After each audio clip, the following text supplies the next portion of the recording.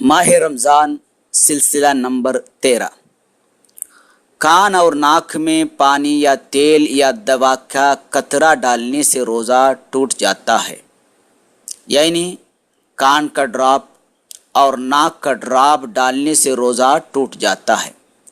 اس کے متعلق ہم نے سلسلہ نمبر 10 اور 11 میں اجمالی طور پر بیان کیا ہے۔ وہاں ہم نے کہا ہے کہ کان اور ناک کے اندر کسی چیز کو داخل کرنے سے روزہ ٹوٹتا ہے۔ اس سے یہ بھی معلوم ہوا کہ دمہ کے بیمار ناک میں پانی کا بھاپ یا اسپرے لگاتے ہیں، اس سے بھی روزہ ٹوٹ جاتا ہے۔ ساتھ ہی یہ بھی معلوم ہوا کہ کان کے میل صاف کرنے کے لیے بڈس لگایا جاتا ہے، اس سے بھی روزہ ٹوٹ جاتا ہے۔ سردی زکام میں پانی کا بھاپ لیا جاتا ہے، اس سے بھی روزہ ٹوٹ جاتا ہے۔ وما علینا الا البلاغ۔